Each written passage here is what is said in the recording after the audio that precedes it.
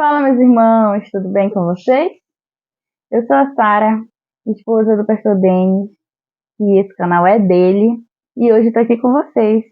A convite, na verdade ele sempre me convida, hoje eu estou aqui. Já estive uma vez, ano passado, eu acredito, falando sobre uma lição sobre Hebreus, faz um tempinho, e hoje nós vamos estudar sobre a nova revista da Escola Dominical, que fala sobre primeiro livro e o segundo livro de Samuel. E o tema dessa revista, você está vendo aí na sua tela, é obedecer é melhor do que sacrificar.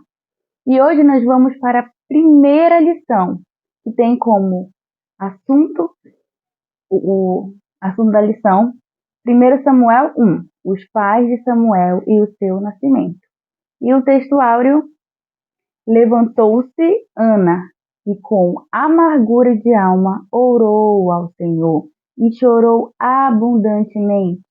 1 Samuel, capítulo 1, versículo 10.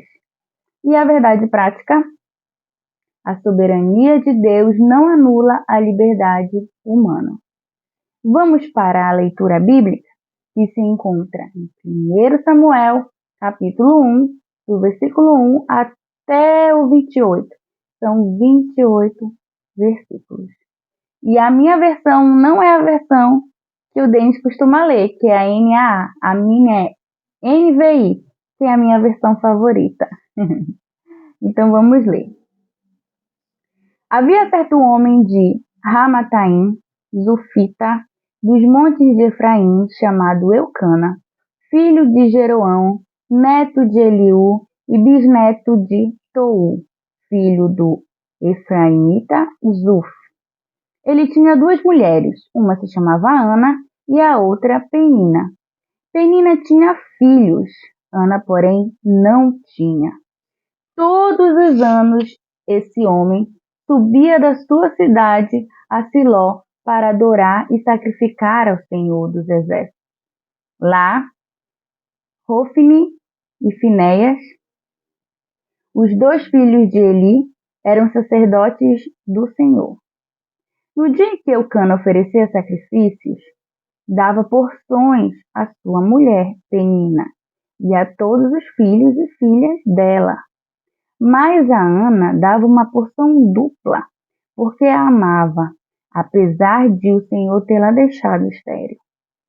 E porque o Senhor a tinha deixado estéril, sua rival a provocava continuamente a fim de irritá-la.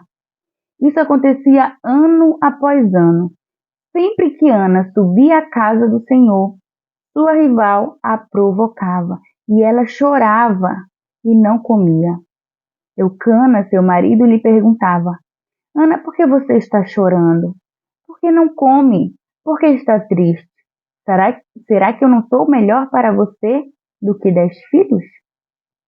Certa vez, quando terminou de comer e beber em Siló, estando o sacerdote Eli sentado numa cadeira junto à entrada do santuário do Senhor, Ana se levantou e, com a alma amargurada, chorou muito e orou ao Senhor.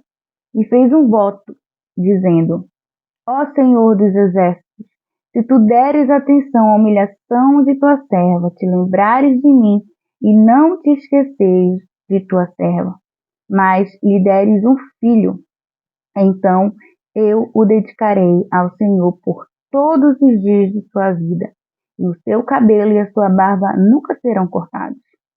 Enquanto ela continuava a orar diante do Senhor, ele observava sua boca, como Ana orava silenciosamente, seus lábios se mexiam, mas não se ouvia sua voz. Então ele pensou que ela estivesse embriagada. E lhe disse: Até quando você continuará embriagada?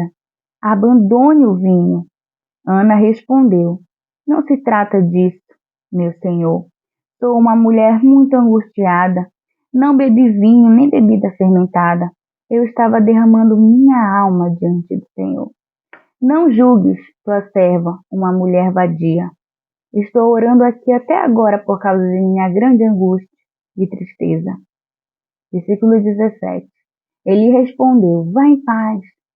e que o Deus de Israel conceda a você o que pediu. Ela disse: espero que sejas benevolente para com a tua serva. Então ela seguiu seu caminho, comeu e seu rosto já não estava mais abatido. Na manhã seguinte, eles se levantaram e adoraram o Senhor. Então voltaram para casa, em Ramá. Eucana teve relações com sua mulher Ana, e o Senhor se lembrou dela. Assim Ana engravidou, e no devido tempo deu à luz um filho. E deu-lhe o nome de Samuel, dizendo: eu o pedi ao Senhor.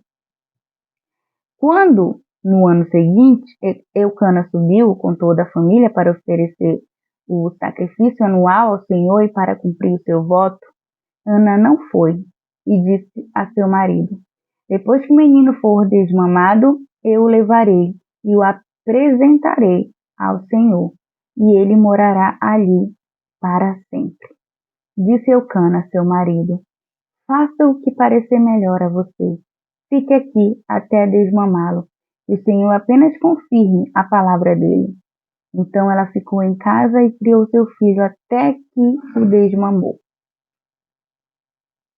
Depois de desmamá-lo, levou o menino ainda pequeno à casa do Senhor, em Siló, com um novilho de 3 anos de idade, uma arroba de farinha e uma vasilha de couro cheia de vinho.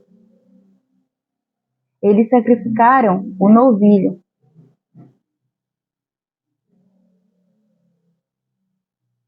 E levaram o menino a Eli. E ela lhe disse: meu senhor, juro por tua vida que eu sou a mulher que esteve aqui a teu lado orando ao Senhor. Era este menino que eu pedia, e o Senhor concedeu-me o pedido. Por isso agora eu o dedico ao Senhor, por toda a sua vida será dedicado ao Senhor. E ali adorou o Senhor. Amém. A nossa lição de hoje tem 3 tópicos, como de costume, e cada tópico tem 3 pontos. O primeiro tópico, o esposo de Ana. O segundo tópico, a oração de Ana. E o terceiro fala: Samuel nasce e é devolvido a Deus. A nossa lição de hoje também tem 3 objetivos: valorizar a frequência familiar nos cultos, porque eles iam anualmente ao templo. Refletir sobre os compromissos de um esposo, que nós vamos falar sobre o papel, né, que Eucana desenvolvia como esposo, e aprender sobre o valor da oração, né, com essa história de fé de Ana. Introdução. O título destes 2 livros vem da figura-chave dos primeiros capítulos, Samuel. Seu nome significa Deus ouviu ou Deus ouve. Samuel foi uma das figuras mais proeminentes do Antigo Testamento. E aqui na introdução, ele vai falar, né, que esse livro foi de autoria do próprio profeta Samuel, né?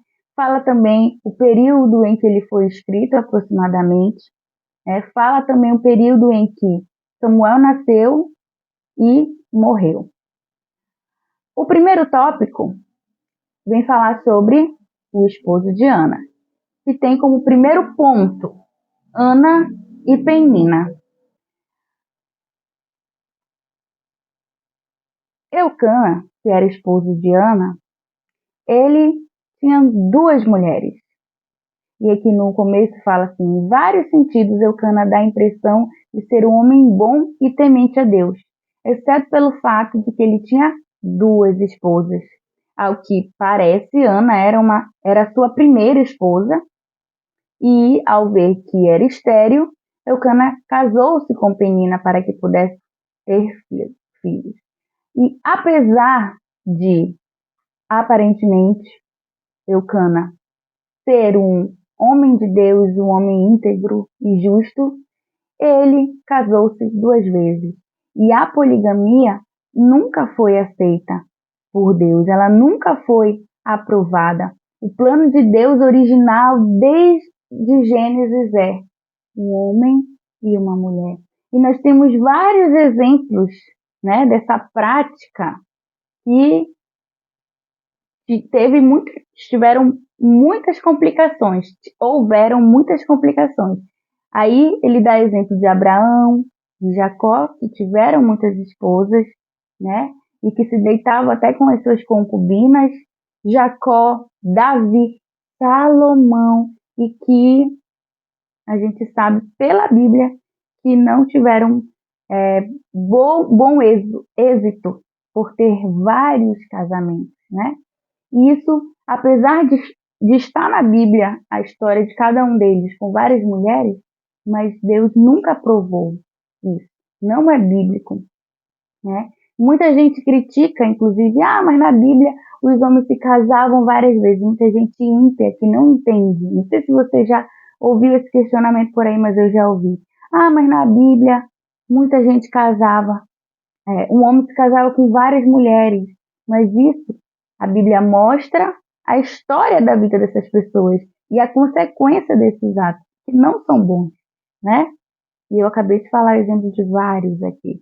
Então, na lei de Moisés, aqui na revista também fala sobre isso, você pode ver a referência em Êxodo 21:11, que tem um respaldo para proteger as mulheres, mas não aprovação na lei do Senhor, né? Na lei que Moisés fez, ele diz lá que o homem que se casar novamente com outra mulher, ele não pode jamais deixar de manter a primeira mulher e a família que ele fez com a primeira mulher.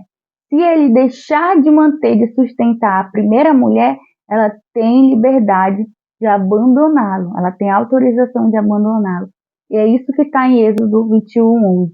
Mas de maneira alguma você vai encontrar aprovação na lei do Senhor para esse ato da poligamia. O ponto 2 aí dentro desse primeiro tópico fala sobre o marido que teme a Deus, né? Eucana era o cabeça da família, ele era o líder, né? E ele conduzia a família todo ano para o templo. Aí a gente vê que mais ou menos a distância era de 25 a 30 quilômetros. Produção, coloca aí na tela a distância. Produção é o meu esposo, o próprio pastor Denis. Ele fala que é a distância aproximadamente entre as montanhas de Efraim e Siló, como você está vendo aí na tela. Então, a distância era longa, é bem distante. Então, eles iam para o templo oferecer sacrifícios ao Senhor, né? Eles levavam animais para sacrificar nesse templo, né? E hoje em dia, nós temos igrejas pertinho de casa, né? Nós temos hoje em dia carro, moto, ônibus, enfim, meio de transporte que nos leva mais rápido e mesmo assim a gente não vai à igreja, não tem disposição para ir à igreja. Imagina se fosse no tempo de Eucana e Ana para ir à igreja. E a Bíblia diz que Eucana ele não ia sozinho, ele levava a sua família, as duas mulheres e os filhos, né? Aí no finalzinho desse segundo ponto fala assim: qual é a maior responsabilidade de um pai de família, se não amar a sua esposa, filhos e ser fiel a Deus? Eucana revela-se como um homem responsável pela vida espiritual da sua casa, né? Então, hoje em dia, muita gente não se congrega, né? São os famosos desigrejados, mas isso já existe desde antigamente, né? E infelizmente hoje está em alta. As pessoas querem assistir a live do pastor, assiste, manda dinheiro, e às vezes se mandar, né? Dinheiro assim, mas não se congrega, não tem um líder, não tem uma liderança, não serve numa igreja local, né? E isso não é bíblico, não agrada a Deus. Vamos seguir o exemplo de Eucana e Ana, e mesmo distantes, eles tinham aonde servir a Deus, né? Um templo, que hoje a gente chama, né, de igreja, né? Um lugar onde nós vamos nos reunir com os irmãos. O ponto 3 desse primeiro tópico fala: o marido que ama e apoia, E a referência é 1 Samuel 1:8. Já vimos como a questão da poligamia trouxe problemas à casa de Eucana. A parte disso, temos sua atitude de dedicação a Ana e de renúncia quanto a seu filho Samuel. Qual a maior exigência bíblica aos maridos? Vocês sabem? Que amem suas esposas. O homem casado jamais poderá se considerar espiritual sem essa qualidade, né? Então, o principal papel do homem é amar a sua esposa, como Cristo amou a igreja a ponto de se entregar por ela, né? E apesar de Ana não gerar filhos, e para aquela época, né, seria até um caso dele deixá-la, de se divorciar dela. Mas ele amava a Ana. Na leitura que a gente viu, ele dava a mais a porção que ele dava para Penina, né? E ela tinha dado a ele mais filhos, mas ele amava a, a Ana, né? E hoje em dia, né, no século 21, há casamentos que são desfeitos por causa que a mulher não dá filhos, né? Os homens, quando casam, querem ter filhos e muita gente se separa porque a mulher não quer ter filhos ou não pode ter filhos, né? Hoje em dia as mulheres não querem ter filhos e estão abrindo mão desse papel que é nosso. Deus nos fez como mulheres para gerar. O homem não tem a capacidade de gerar, não é esse o papel dele, mas sim nós. Nós fomos feitas, eu e você, mulher, para gerar, para ter filhos, né? E muitas mulheres hoje estão querendo abrir mão disso. E eu sempre digo para você que está me assistindo, que é solteira, né? Falo para a mulher: se você não quer ter filho, não case, porque os filhos virão, tá bom? O segundo tópico fala sobre a oração de Ana. Alguém disse que a oração é o lugar para onde vamos quando não sabemos o que fazer. Foi o que Ana fez. Nesse segundo tópico, temos o primeiro ponto, que fala sobre uma oração intensa. Ana, quando ela foi no templo, ela não se ligou no tempo que ela estava orando, né? Tanto que, se você ver na leitura que nós fizemos aqui, ela diz assim: eu estou aqui já há um bom tempo, dá a entender de que ela está há muito tempo. Ela diz assim: não julgues tua serva uma mulher vadia, estou orando aqui até agora, como se ela tivesse um tempão orando no templo. Então, a Ana não se importou com o tempo, ela orou de todo o seu coração. Ela não fez um texto pronto, né? Não foi uma reza, não foi não foram palavras ensaiadas, mas sim de toda a sua alma. Inclusive, foi o que ela disse para o sacerdote, que ela estava ali derramando a sua alma, ela estava orando, tanto que ele pensou que ela estivesse embriagada, né?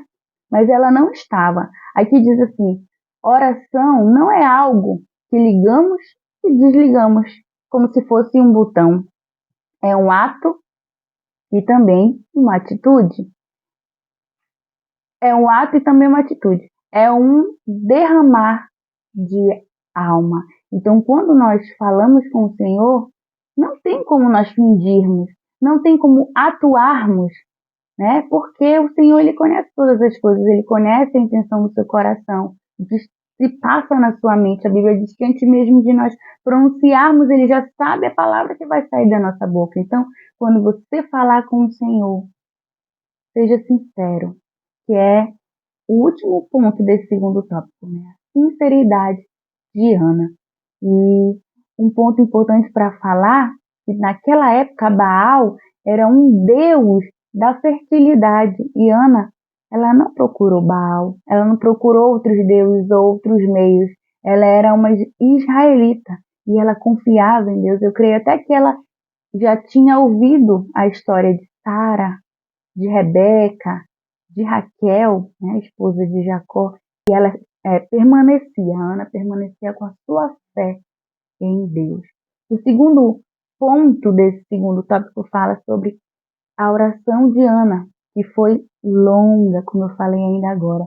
Ela não se importou com o tempo, quanto tempo ela ficou lá orando. Ela foi ao templo com seu marido, né, como de costume todo ano, e ela derramou o seu coração. Hoje em dia, a gente diz que a gente não tem tempo para orar muito. A gente quer orar rápido, né?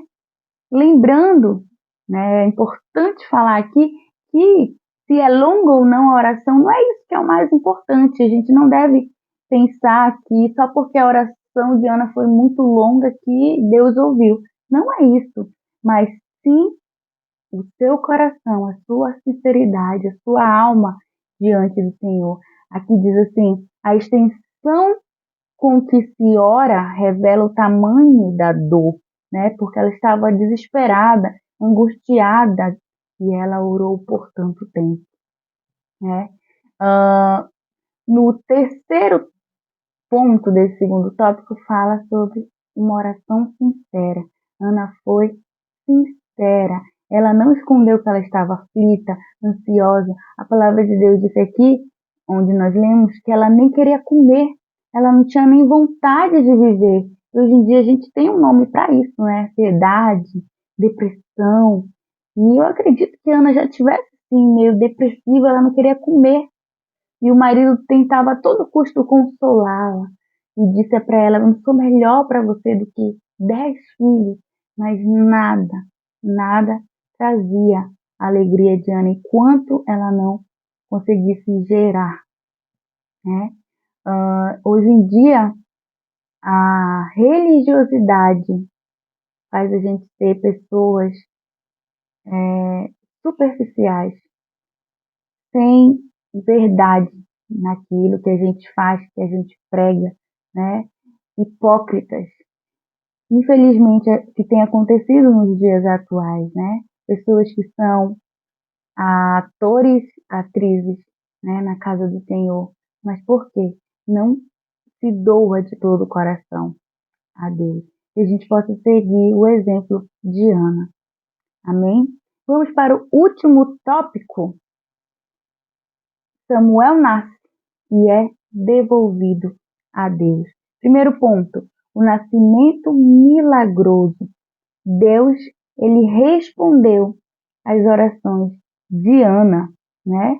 E nasceu Samuel, que significa eu pedi ao Senhor, ou Deus ouviu. A chegada de Samuel trouxe um novo tempo, uma nova vida, um novo começo, né? Nunca subestime o poder de um lar consagrado a Deus, ou o poder de uma oração sincera e suplicante. O segundo ponto desse terceiro tópico diz devolvendo a Deus. Eu acho muito bonito que Ana, antes mesmo de receber a bênção dela, ela devolveu a Deus. O voto que ela fez foi que se Deus fizesse dela mãe, desse um filho a ela devolveria todos os seus dias ao Senhor. Antes mesmo de receber a nossa bênção, nós temos que devolver a Deus, nos desprender daquilo para que Ele haja, para que Ele milagrosamente nos dê aquilo que a gente tanto precisa, que a gente tanto pede, que a gente possa aprender também com essa atitude de Ana, né? E a gente vê que, passado o momento do desmame, né? Quando ele terminou de mamar, ela devolveu ao Senhor como ela havia prometido. Ela foi com o sacerdote Eli e disse: "Sou eu, a sua serva, aquela que esteve aqui orando. Olha, esse foi o menino que eu pedi ao Senhor." Provavelmente o profeta, o sacerdote, ele nem lembrava mais, né?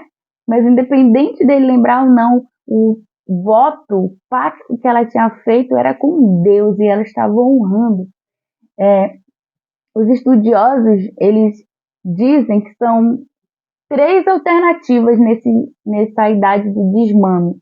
Pode ser que seja com 3 anos de idade, pode ser que seja com 5 anos, outros historiadores dizem que pode ser com 12 anos que ela devolveu ao Senhor. Não sei, né? Não vou dizer uma idade certa, até porque a Bíblia não diz, mas desde muito jovem ela devolveu ao Senhor e ele cresceu servindo no templo. Olha aí, outro aprendizado que a gente tem. Desde criança, nós já podemos servir, né? O seu filho, a sua filha, desde criança, já pode servir no templo. Amém? Último tópico, último ponto desse último tópico fala sobre a oração e o cântico de Ana. Ana compôs uma nova canção, um cântico novo saiu dos lábios de Ana, de tão feliz que ela estava, né? Ana, ela poderia ter se retirado sozinha para algum lugar a fim de chorar, mas em vez disso, ela irrompeu no cântico de louvor ao Senhor, conhecido como o Cântico de Ana. E a gente tem também vários outros cânticos na Bíblia, né?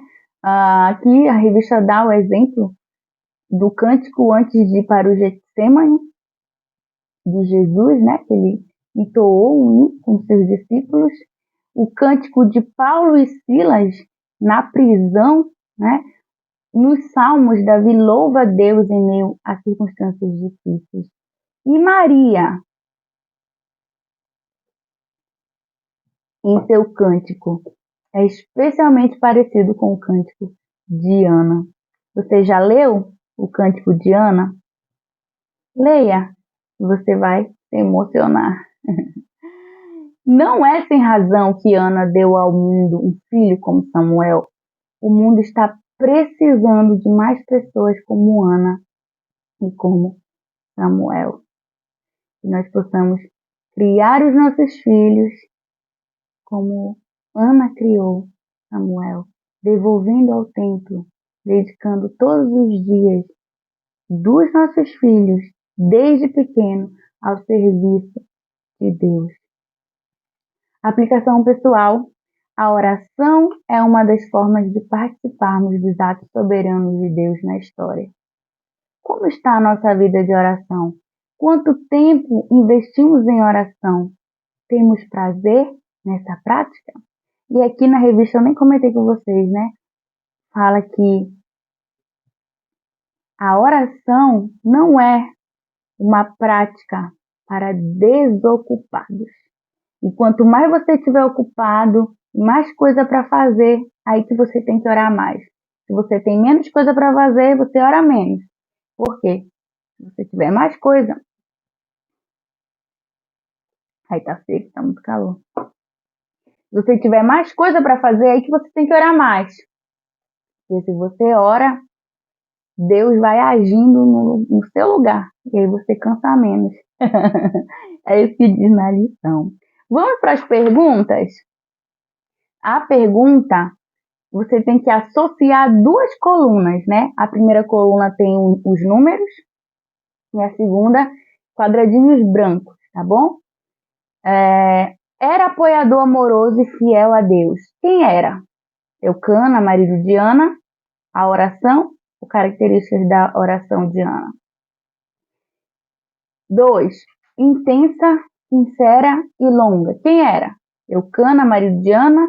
A oração, ou características da oração de Ana. 3. Em vez de gastar, poupa tempo e esforço. Eucana, marido de Ana. A oração, características da oração de Ana. Responde aí, coloca nos comentários. E a gente vai ler todos, curtir todos e comentar. Espero que vocês tenham gostado, entendido e que a gente possa, depois dessa aula, sair com todos esses objetivos. Entender a importância da nossa família na igreja, nos cultos, refletir sobre o compromisso do esposo e aprender sobre o valor da oração. Que Deus te abençoe e até a próxima. Se inscreve aqui no canal, manda para um amigo seu, chama mais gente para fazer parte aqui desse canal abençoado por Deus. Tchau!